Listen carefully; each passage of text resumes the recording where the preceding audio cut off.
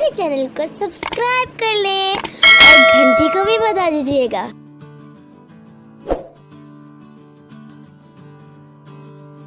अस्सलाम वालेकुम व्यूअर्स, आज मैं आपके साथ प्लेन केक की रेसिपी शेयर करने लगी हूँ। इसको बनाने के लिए हमने 1/4 कप कुकिंग ऑयल लिया है और एक ब्लेंडर के जग में इसको डाल दिया है।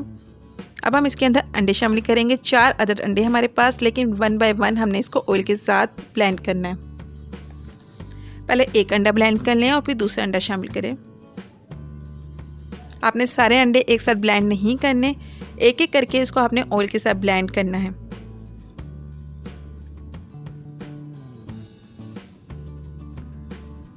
आप इस रेसिपी को स्टेप बाय स्टेप ट्राई कीजिएगा, इंशाल्लाह आपको बहुत बेहतर रिजल्ट मिलेगा और बहुत ही ज़बरदस्त किस्म का प्लेन केक तैयार होगा।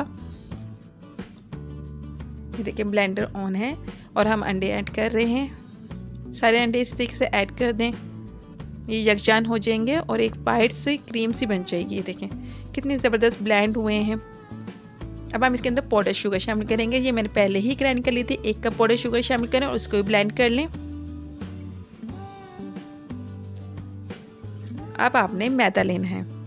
1.5 कप मैदा है हमारे पास। 1 चम्मच हमारे पास बेकिंग पाउडर है और आधा चम्मच बेकिंग सोडा लेंगे हम। इन तीनों चीज़ों को हमने स्ट्रेन कर लेना है, एक छन्नी में डाल के छान लेना है।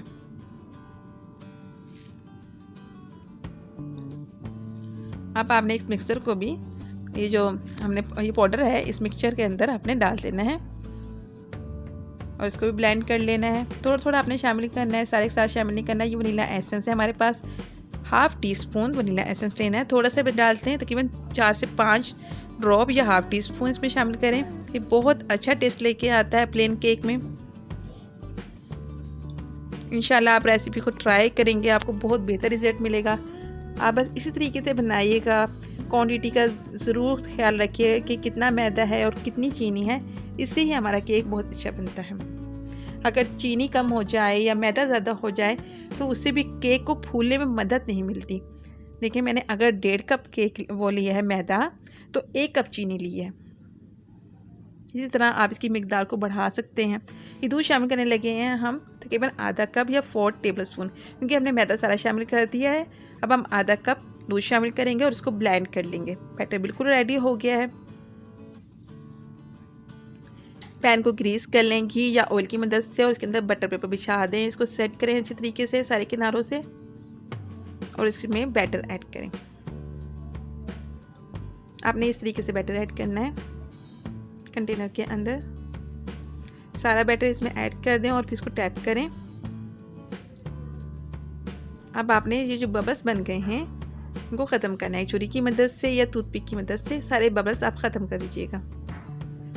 ओवन प्री हीट कर लें 180 डिग्री पे।